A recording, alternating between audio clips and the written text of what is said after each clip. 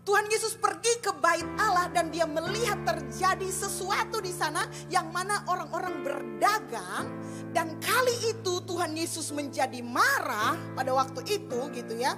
Ketika didapatinya pedagang-pedagang itu duduk-duduk di situ. Dan di masa awal ini dia membuat cambuk saudara-saudara dari tali dan mengusir mereka pakai cambuk. Kalau ingat cambuk, saya ingat Pastor Ramli, dia punya cerita yang dia ulang-ulang mungkin sudah 1000 kali saya dengar. Ya ading ya, tahu cerita itu ya. Bahwa dia pernah dicambuk sama papanya sendiri, ron kampung. Saya membayangkan Tuhan Yesus lagi kayak gitu saudara-saudara. Sepertinya papanya Pastor Ramli yang mencambuk Ramli, ron kampung. Dia usir satu demi satu, dia sampai membuat cambuk untuk mengusir pedagang-pedagang waktu itu. Dan kepada pedagang-pedagang yang pedagang burung merpati dia bilang, jangan kamu membuat rumah Bapakku ini menjadi tempat berjualan. Dia marah. Khusus kepada pedagang merpati. Nah, kisah yang kedua saudara-saudara di dalam Matius pasal 21 itu terjadi di masa akhir Tuhan Yesus sebelum dia disalibkan. Kisahnya seperti ini. Matius 21 ayat 12 sampai 17. Lalu Yesus masuk ke bait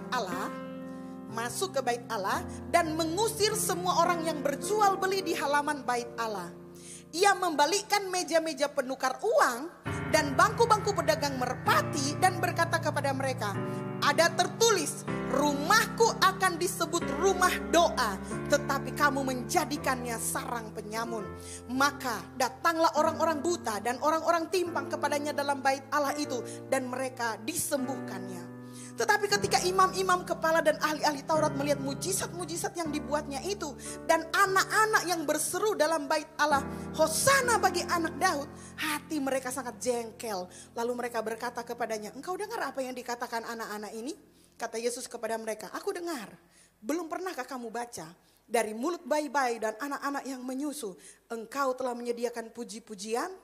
Lalu ia meninggalkan mereka dan pergi keluar kota ke Betania dan bermalam di situ.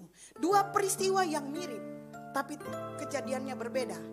Di awal pelayanan Yesus, di akhir pelayanan Yesus. Dan karena itu saudara-saudara, gara-gara peristiwa ini menjadi satu alasan Yesus disalibkan, ingat? Karena orang Yahudi berkata seperti, oh dia yang bilang dia akan merombak bait Allah itu di peristiwa-peristiwa ini. Kalau saudara baca Markus dan Lukas. Artinya ada resiko besar yang dipertaruhkan oleh Yesus ketika Yesus marah di bait Allah. Apa yang kita pelajari dari kisah ini saudara-saudara? Mengapa Yesus marah? Yesus marah saudara-saudara karena Yesus sendiri sangat menghormati bait Allah. Catat baik-baik itu. Yesus yang adalah Tuhan sendiri sangat menghormati bait Allah. Dia tidak mau bait Allah itu dipenuhi oleh orang-orang yang dia sebut sebagai penyamun. Mengapa mereka disebut penyamun saudara-saudara? Karena orang-orang ini mereka menggunakan nama Tuhan, mereka pakai Alkitab dan kemudian mereka mengambil keuntungan untuk diri mereka sendiri. Mana buktinya pastor? Begini, mereka tahu bahwa orang-orang yang datang ke bait Allah adalah untuk mempersembahkan korban. Oke? Untuk mempersembahkan korban saudara-saudara, mereka pun berjualan binatang yang akan menjadi korban. Ada korban penebus salah, korban apa lagi? Korban apa? Ada 5 macam korban kurang lebih. Nah, mereka harus membayarnya masing-masing. Ada yang tebusannya lembu, tergantung keadaan ekonomi masing-masing. Lalu saudara, mengapa mereka disebut penyamun? Karena mereka kurang ajar. Jadi kalau orang datang dan bawa binatang dari rumah gitu ya, maka orang yang berdagang di bait Allah itu mereka akan periksa binatang itu dan mereka bilang ini halek, nggak layak untuk persembahan. Jadi otomatis saudara-saudara, orang-orang yang seharusnya membawa persembahan dari rumahnya, entahkah itu kambing jantan, burung merpati dan lain-lain, dipaksa untuk membeli dagangan mereka yang mereka laksanakan di pelataran bait Allah. Oke? Bukan hanya itu saudara, kejahatannya. Di bait Allah saudara-saudara, mereka tidak menerima uang asing. Jadi untuk berbelanja di bait Allah, mereka harus orang yang dari luar yang punya uang koin asing harus menukarkan uangnya dengan uang yang berlaku di bait Allah pada saat itu. Dan saudara tahu di transaksi penukaran dorang juga ambil akan untung. This is not about the business. Ini tentang bagaimana mereka mengambil keuntungan atas nama Tuhan. Itulah yang membuat Yesus murka, saudara-saudara. Dan hari ini kalau saudara terbuka matanya, saudara juga mungkin akan ketemu orang-orang yang memperjualbelikan nama Tuhan. Mereka bawa nama Tuhan untuk mengambil keuntungan untuk diri mereka sendiri. Dan mereka lah yang disebut sebagai Yesus penyamun. Halo? Saudara pernah lihat seperti itu? Ada orang saudara-saudara gak mau ditegur. Jadi dia melakukan kesalahan gak mau ditegur. Saudara tahu dia bilang begini, saya sudah berdoa dan Tuhan sudah berbicara kepada saya. Saudara bayangkan kalau Tuhan sudah berbicara, siapa lagi yang mau tegur dia? Pakai nama Tuhan, tapi untuk kepentingan pribadi, untuk keuntungan pribadi. Yesus menyatakan bahwa itu adalah penyamun. Dan kita bersyukur saudara-saudara, Metro Church sampai hari ini berupaya untuk tidak melakukannya. Bilang amin. Itu sebabnya pelayanan kita dibangun atas volunteer. Sejak awal saudara-saudara, saya bilang, hey, dari awal saudara kita ketemu banyak orang yang mau pelayanan dan mereka motivasinya gaji berapa? Kelihatannya ini gerejanya besar ya, gajinya berapa di sini? Kalau jadi pastoral lah, kalau jadi pengerja workers dan lain sebagainya. Guru sekolah minggu kita sampai ditanya, guru sekolah minggu di gerejanya kakak digaji berapa ya? Saya bilang tanya sama mereka digaji berapa? Gaji mereka itu unlimited, kamu gak sanggup bayar. Yang sanggup bayar cuma Tuhan. Amin. Karena mereka gak dibayar pakai rupiah. Mereka dibayar dengan mata uang iman. Dan itu sebabnya mereka gak pernah kekurangan. Dan mereka selalu sukacita kalau melayani Tuhan.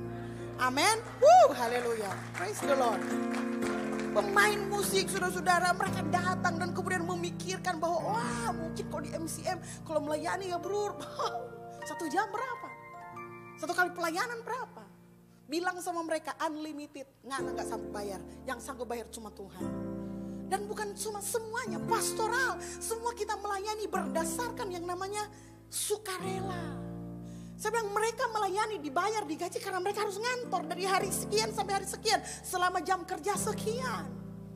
Tapi selebihnya pelayanan dilakukan berdasarkan hati yang suka melayani. Tanpa ada motivasi, oh ini karena doi dan lain sebagainya. No. Karena kita tidak sedang menjual nama Tuhan. Saya berperang saudara-saudara. Belakangan ini muncul saudara-saudara netizen yang kejam. Karena mereka gak suka bayar perpuluhan. Lalu mereka menyerang gereja-gereja yang mengajarkan perpuluhan. Saya bilang datang sini kalau jago. Halo. Gak berani sih bilang begitu. Cuma dalam hati saja.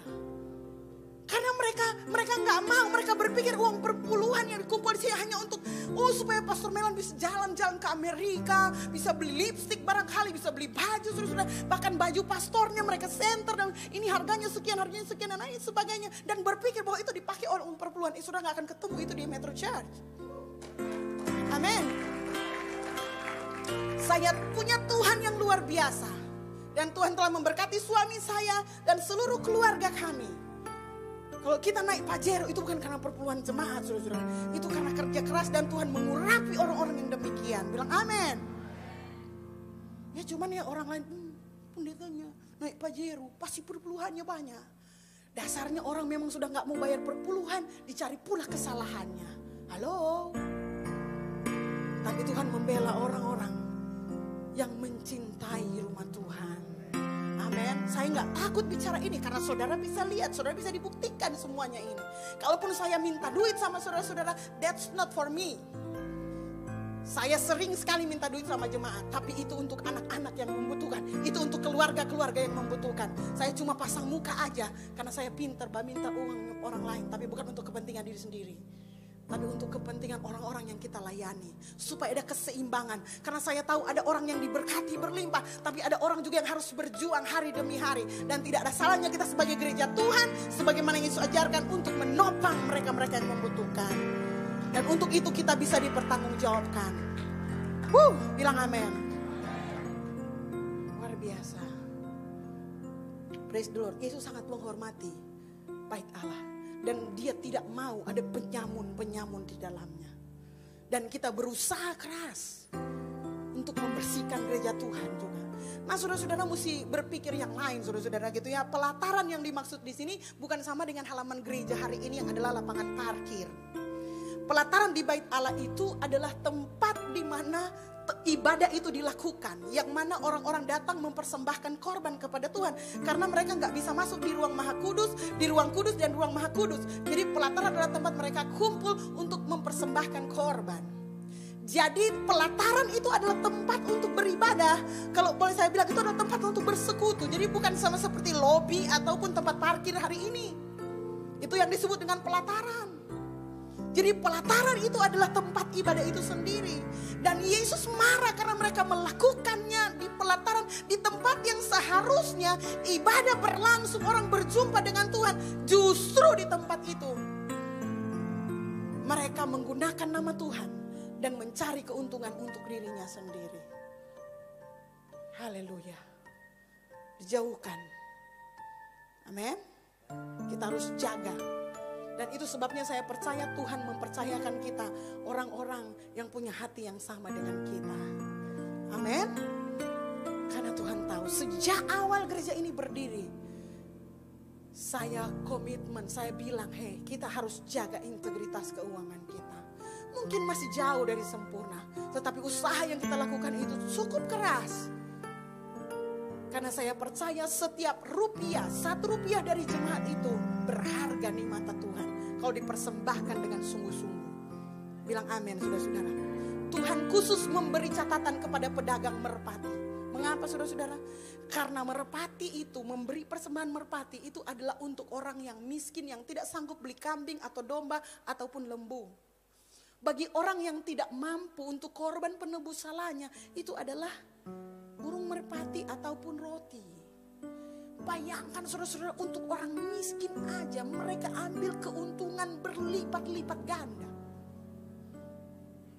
Halo, dengan memanfaatkan bahwa mereka harus lakukan itu. Itu sebabnya Tuhan bilang penyamun. Dan Tuhan menjungkir balikan segala sesuatunya. Pelataran Tuhan menjadi tempat sarang ke tempat binatang buang kotoran dan lain sebagainya. Gak ada vacuum cleaner itu, bro. Bayangkan betapa baunya, ada kambing, ada domba, ada lembu, ada burung. Halo, no. Kita harus menghormati rumah Tuhan. Kita harus menghormati bait Allah, sama seperti Yesus menghormati bait Allah. Amin.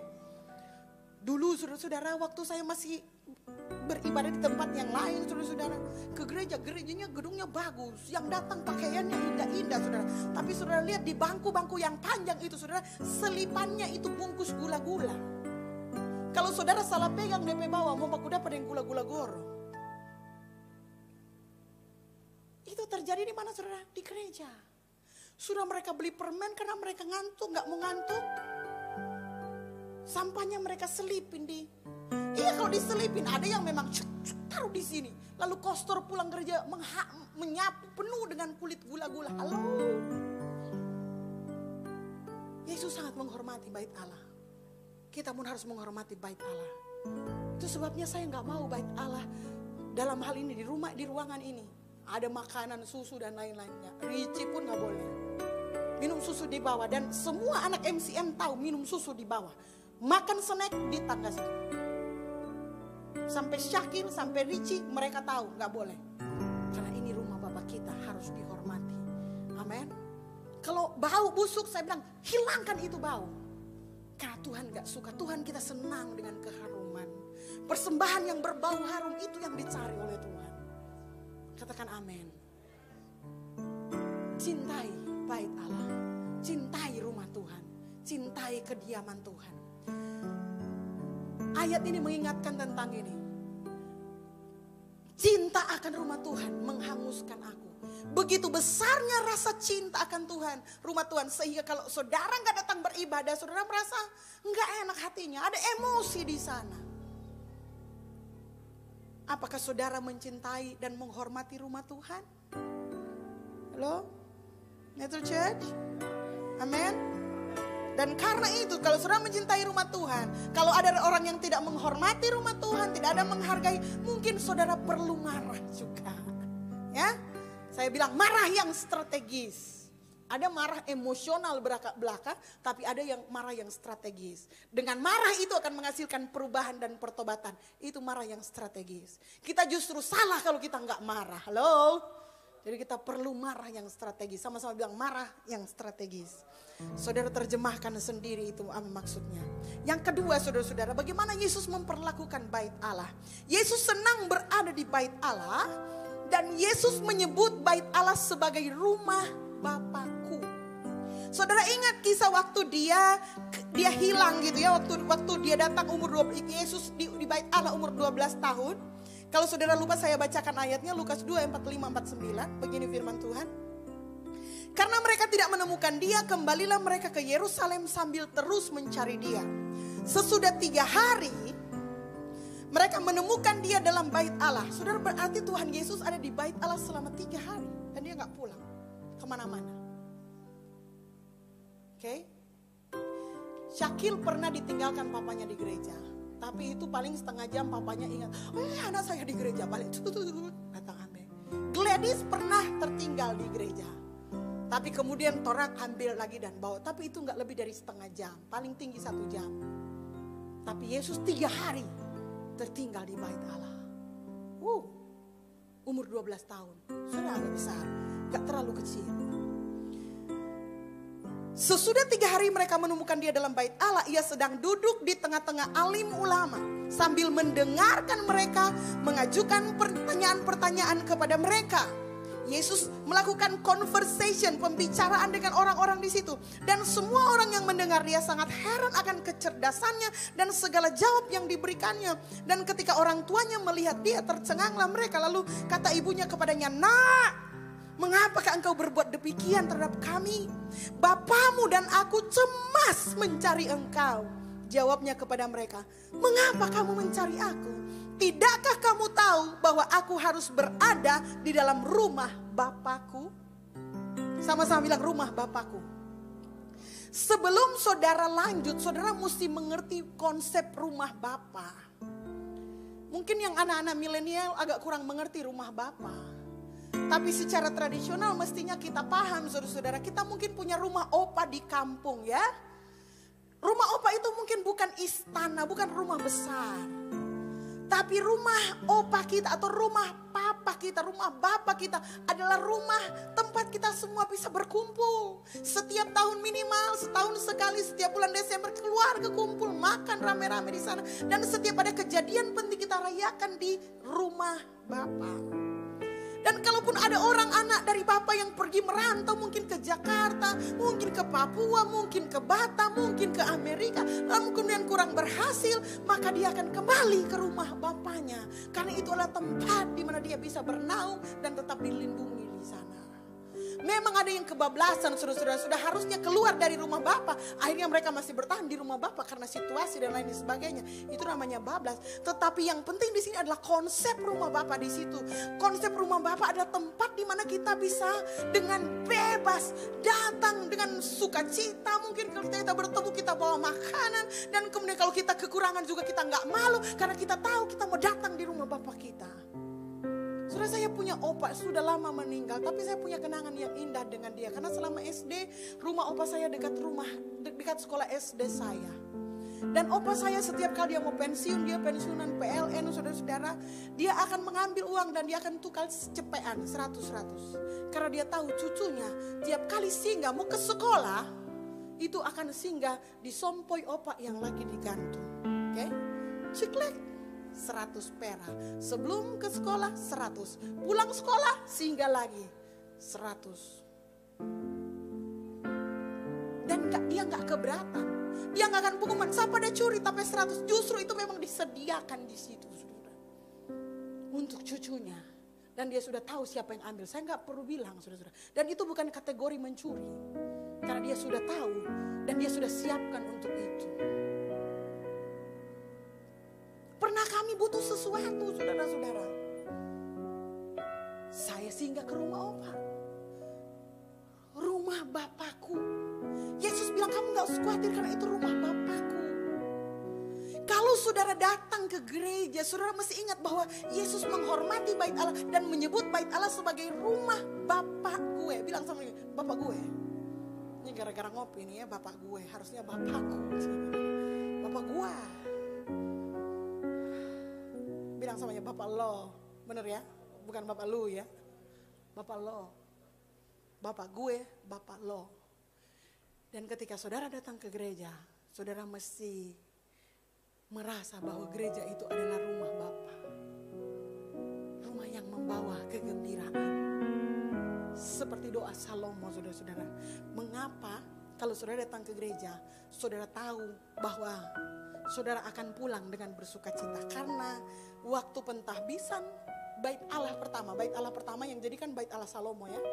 Lalu doa Salomo, saudara-saudara tahu ada 7 pokok dalam doa Salomo.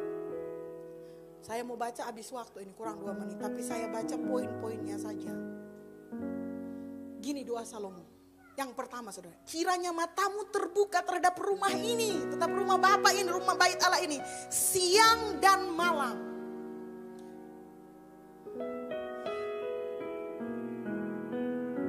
Terhadap tempat yang kau katakan akan menjadi kediaman namamu. Dengarkanlah doa hambamu yang dipanjatkan di tempat ini. Sama-sama bilang tempat ini. Dan itu terjadi saudara-saudara. Lalu kemudian Salomo berdoa ya. Yang kedua. Jika seorang telah berdosa kepada temannya.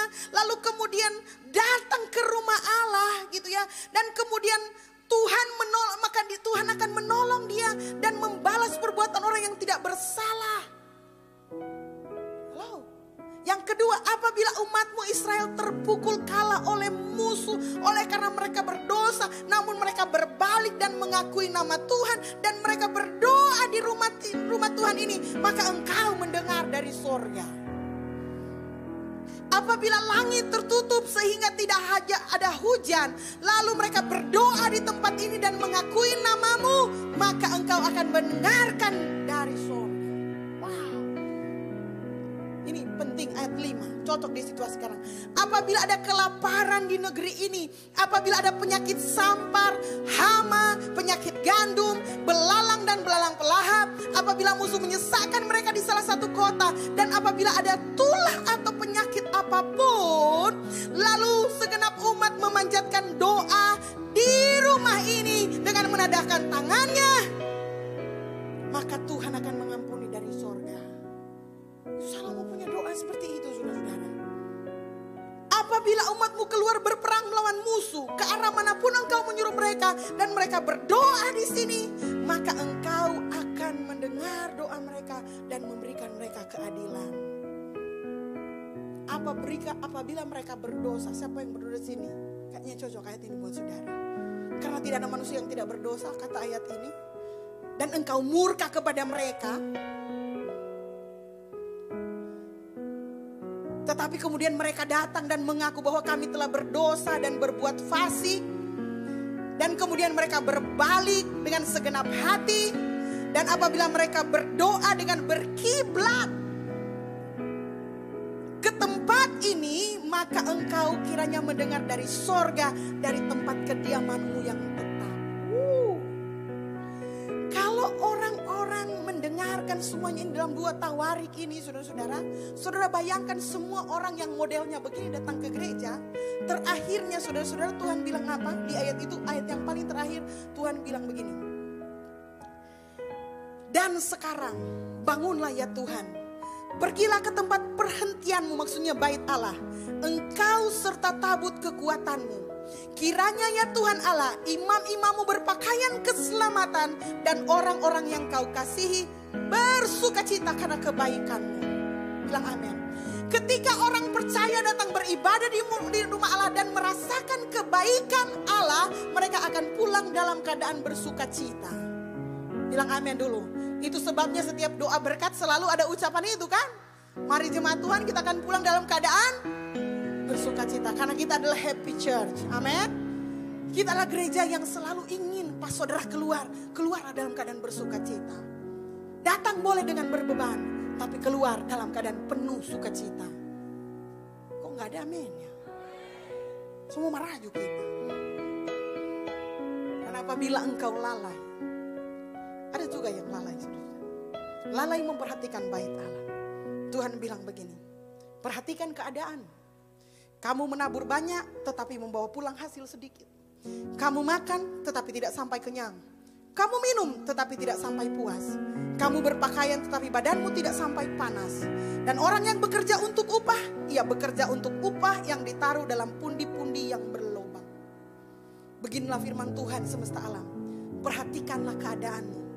Jadi naiklah ke gunung Tuhan, bawalah kayu dan bangunlah rumah itu. Teriakkan kencang-kencang, bangunlah rumah itu. Maka aku akan berkenan kepadanya, akan menyatakan kemuliaanku di situ firman Tuhan. Kamu mengharapkan banyak tapi hasilnya sedikit. Ketika kamu membawanya ke rumah, aku menghembuskannya. Oleh karena apa? Oleh karena rumahku tetap menjadi reruntuhan, sedang kamu masing-masing sibuk dengan urusan rumahnya sendiri.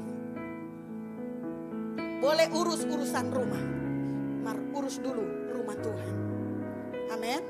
Kalau nyandak nganape rumah tetap jadi reruntuhan, Tuhan berumah juga jadi reruntuhan. Kalau kamu mendahulukan membangun rumah Tuhan, Tuhan akan bangun kamu punya rumah. Amin. Kalau kamu prioritaskan melayani Tuhan, maka Tuhan akan mengurus rumahmu. Saya percaya itu, saudara. Sangat percaya. Dalam dunia bisnis, suami saya bekerja dengan luar biasa di sana. Banyak masalah timbul, tetapi saya merasakan pertolongan Tuhan yang ajaib selalu menyertai kami. Karena kami tahu kami selalu membangun rumah Tuhan lebih dulu. Kadang berat, saudara-saudara. Tapi ketika selalu memprioritaskan Tuhan, maka urusan bisnis, usaha lainnya selalu ditolong Tuhan. Tidak pernah tidak. Amin. Saya percaya hal yang sama akan berlaku untuk kita sekalian. Cintai rumah Tuhan. Bangun rumah Tuhan.